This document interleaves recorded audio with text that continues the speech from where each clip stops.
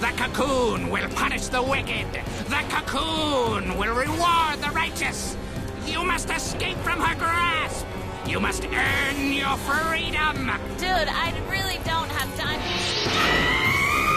How much do you want to live?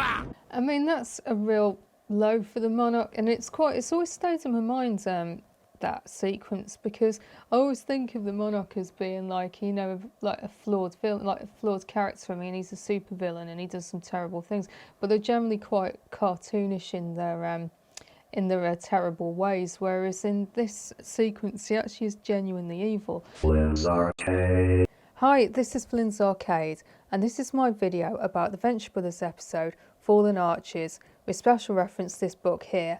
Before we start, please can you give the video a like and subscribe to the channel if you haven't already, and now let's go.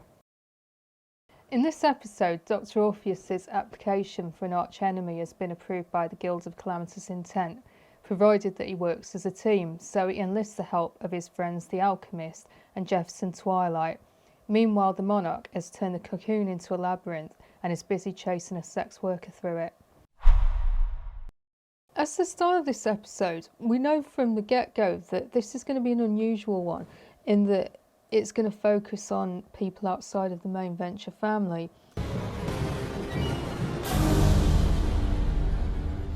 Hello. Dr. Orpheus and team. You have been approved for your very own guild-certified supervillain. Here at the Guild of Calamitous Intent, your nemesis is our business. But don't take our word on it. Right, Sovereign? Yeah, Doc Hammer made all that sequence on his own. Special mention to the animation and the logo for the Guild at the start of the episode. Right, Ward. Since 1910, the Guild has been providing first-rate professional menace to all who qualify. Wow, 1910.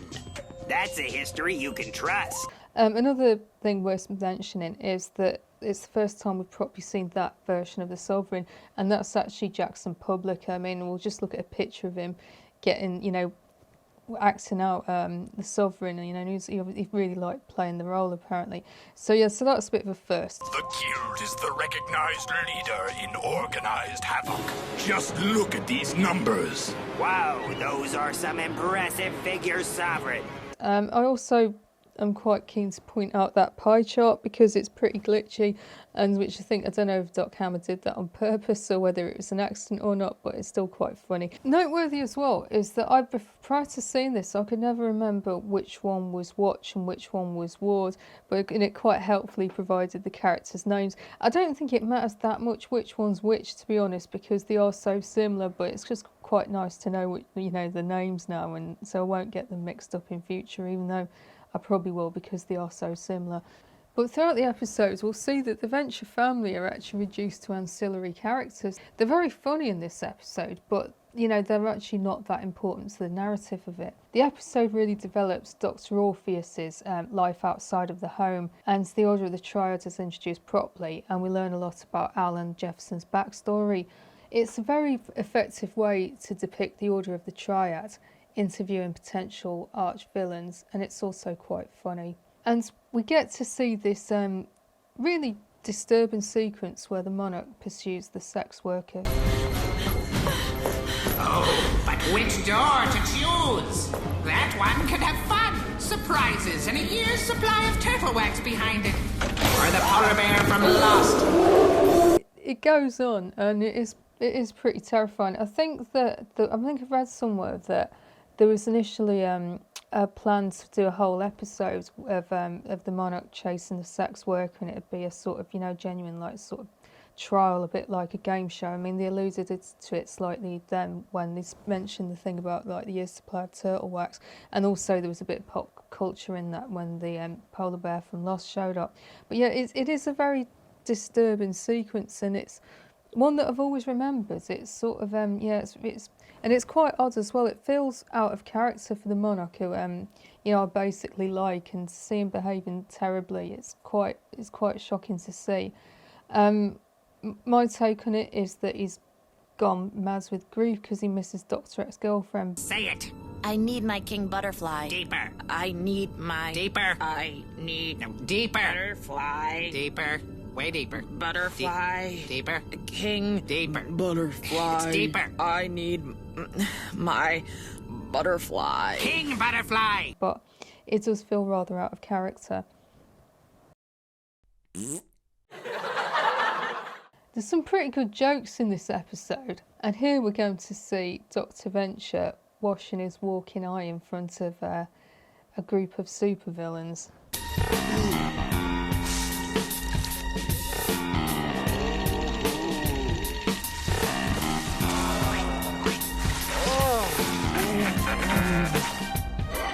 And that's a reference to the film Cool Hand Luke, where a woman starts washing a car in front of a bunch of men who are on the chain gang who are, you know, having a good look at her.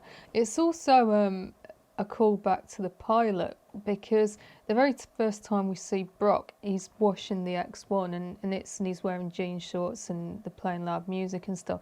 And it's a way to demonstrate that Brock's a sexy guy, but that's, you know, and it's played completely straight, where it was like the scene with Dr. Venture and the walking eye is just completely for laughs. And here we'll see Brock mention James Bond. Get some of that action. Don't you want to change? No way. I love wearing a tux when I kill guys. Makes you kind of feel like James Bond. I just like the music there because it's called back to the Assassin Annie 911 episodes where Brock's on a kind of James Bond themes mission, and just that use of music there, I just thought it was really clever.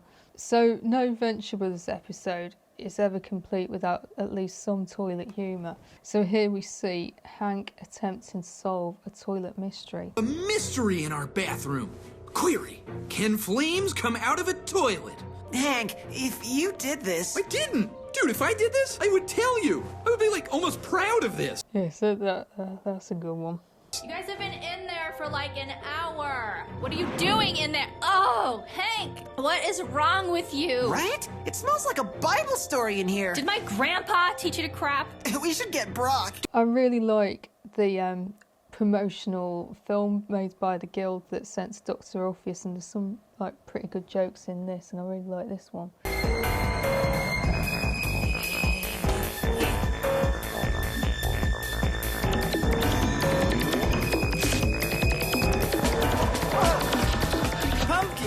I just like the way Wild Fop embodies inappropriate behaviour, and that's getting called out in the video. I just find that really funny. I think, yeah, because it's so professional and it's like supervillains and saying no, it's not cool. I just quite like that.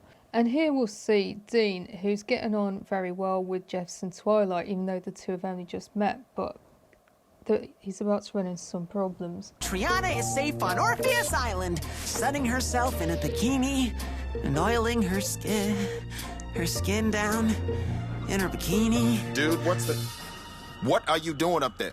Okay, time to get off my shoulders. I just really like that. It's like, yeah, I'm not going to go into what's happening there because we all know what's happening there, but I think it's really funny. The central theme of the episode is growing older, and we see Dr. Venture finally giving the sex talk to Dean. Now sit down and let me explain something that every boy your age has known for like 5 years. Which goes very badly. Dr. Orpheus is motivated to form the Order of the Triad due to empty nest syndrome. But man, you had a kid, got married, and got into that balancing good and evil kind of crap. My wife left me, my daughter has a driver's license, and keeping the cosmos from chaos lacks so much of the razzle-dazzle. My peers perceive me as a layabout. No, man, you have a secret identity. He's been fantasizing about getting an archenemy ever since he learned about the concept back in the Tag Sell Your It episode, and he also discussed it quite a bit during the trial of the Monarch, so it's been a while coming to like building up to this. And here we see Dr. Orpheus and the Alchemist and Jefferson Twilight talking about the physical impact of getting older. Plus, I could use the exercise. I don't know about you guys, but I'm getting a little paunchy. Tell me about it. At least you have a robe to hide it. Oh, come on. Black is slimming. No, I mean, black clothing is slimming. You gentlemen should switch to pinstripes. It leads the eye down. So they're all looking forward to having a new start. And here we see that even Gary has started to harbour some ambitions.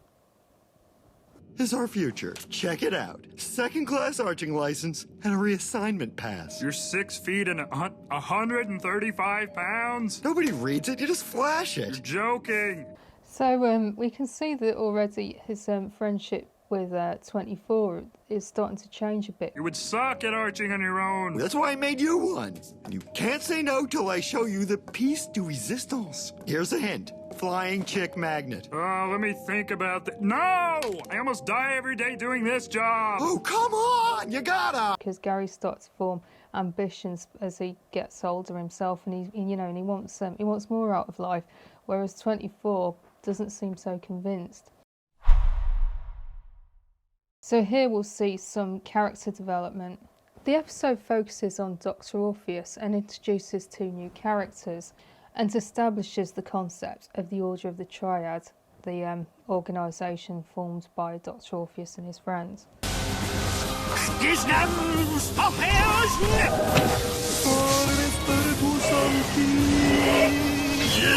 Oh, okay! Gentlemen, that ruled.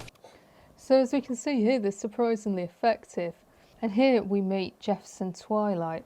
Time to die, Jefferson Twilight! Sorry, man. I just dropped off my laundry today. Maybe we can do this next week. It won't hurt a bit. I recall the process is being rather pleasant, but it's getting hard to remember.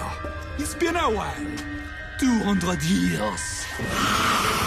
So we learn that he hunts vampires and that he's physically, very physically strong, and also he's been very professional. He's been doing the role for a while. 2 of the influences behind Jefferson Twilight are the film Shaft and also the old film like Blackula. And so we see both those characters because John Shaft was, he was a private detective and and he was very realistic. Whereas Blackula, I haven't seen that, but it looks like a vampire film. So he's a combination of both, like both roles. And here we meet the Alchemist. The Alchemist, I presume. Byron Orpheus, you old bag of salt crackers. How long's it been? Too long, my friend. Doc Hammer wanted the Alchemist to look like one of the Inquisitors from Ken Russell's The Devils. And so his voice actor is Dana Schneider, and who played Master Shake on Aqua Teen Hunger Force, and also the granny off Squidbillies. But he sounds a lot like Master Shake when he's playing the Alchemist, and which I find quite interesting, just because in my last video I talked about Brandon Small from Metalocalypse being in the previous episode, and so to see somebody from Aqua Teen Hunger Force and Squidbillies in this video, I thought was really, it's worth drawing attention to, because it's only since I've started making these videos that I've realised how much of a crossover there was between the different Adult Swim shows. So whenever I see one that's particularly noteworthy, I like to bring them up, and if I spot anything else, I'll definitely mention it. And we meet a new villain called Torrid. Menace, do you think you could offer the Order of the Triad? I've kidnapped your daughter. Wow. Balls! Brass balls! You kidnapped my pumpkin! So Torrid initially looks very terrifying. I mean, he kidnapped Triana. However, we later learn what's actually happened to Triana. The Torrid Zone is merely the area between the Tropic of Cancer and the Tropic of Capricorn. I own an island there, in the Great Barrier Reef. So Triana is safe on Orpheus Island. So, as we can see there, that Torrid, whilst he initially looked dastardly, he safely sent Triana to her dad's island, so it was all for show, and and so he's basically a very ethical villain. However, unlike Torrid, the Monarch comes across as a deeply unethical villain here. The Cocoon will punish the wicked. The Cocoon will reward the righteous. You must escape from her grasp. You must earn your freedom. Dude, I really don't have time. How much do you want to live?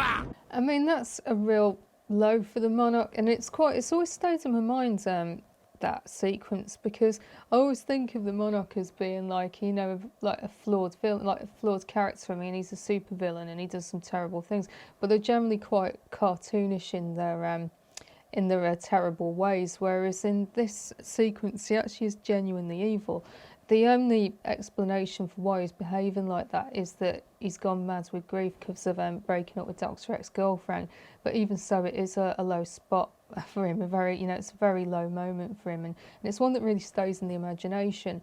I think I've read somewhere that that sequence was initially written for Baron Underbite, but then because Baron Underbite never was in the show that much after we'd last seen him, we're not going to see much of him in future, and it was an impressive visual sequence, so the writers wanted to keep it in, but it really stays in the viewer's mind. It certainly has stayed in my mind as like why I think the Monarch's great, but then there's always this horrible memory of him doing something really rotten in this episode. So here we see how Dr. ex-girlfriend's getting along, because when we last saw her, there was talk of how the men in her life had let her down and she was trying to form a team with Kim. Obviously that's not worked out, so she's gone back to her previous persona before she was Queen Etheria, and she's now trying to make a living as Lady Au Pair.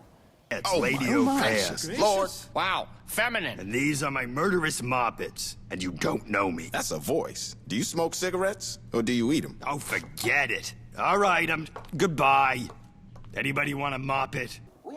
So that's the first time we've seen the murderous Muppets, and and it's obviously life's not going well for Dr. ex-girlfriend here. I mean, she's not she's not doing as badly as the Monarch is in this episode, but it's still not great. But I do quite like the way she says, "Does anyone want a Muppet?" And it's also quite funny that we've not seen them before, because as we know that they become important characters, like when I think in season 3, I think they're about to become quite important. So yeah, so it's the first sight of the Muppets. They're very unpopular characters amongst the fan base, but here's where it all started. And several other villains show up to apply to be archers for the Order of the Triad, including Sergeant Hatred, who we've heard of before. He's going to become a really massive character in future, but this is the first time we've actually seen him in this episode. So I'm going to give this episode an 8 out of 10. I really liked the story about the Order of the Triad. I thought there was some good jokes in it with the boys and stuff, so I enjoyed that. I really liked meeting the Alchemist and Jefferson Twilight. They're really strong new characters, and you can tell that they're going to fit in really well with the Ventureverse, and I'm looking forward to seeing them more often. The reason why it doesn't get a higher score is just purely because of that sequence with the Monarch chasing the sex worker. I just don't like it. It's just quite frightening, and it wasn't entertaining enough for me to think, oh well, it's frightening but it's entertaining. Even though it's stylistically very good, it just feels all kinds of wrong, so I didn't particularly enjoy it, and that's just reduced the score slightly. An otherwise fantastic episode. So that's all from me. Please let me know in the comments what you think. Do you agree with me about the thing with the Monarch chasing the sex worker? Did you find that entertaining? Did it make you feel differently about the Monarch? Because it certainly made me feel quite differently about him, and it always has done as well, because every time I see the Monarch, even when he's being really cool, I still have memories of him doing that, which makes me think, oh, he's a bit of a dick at heart. And so yeah, that's the bit that I don't like about the episode, but maybe you like that part.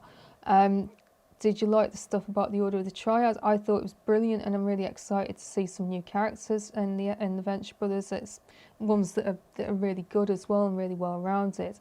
If you don't know what to say, please could you just drop me a Go Team Venture or an Ignore Me or a Spanakopter, because apparently that really helps grow the channel. And if you could drop the video a like as well, that'd be really helpful, and subscribe to the channel if you haven't already. So unless something comes up in the meantime, I'll see you next Sunday.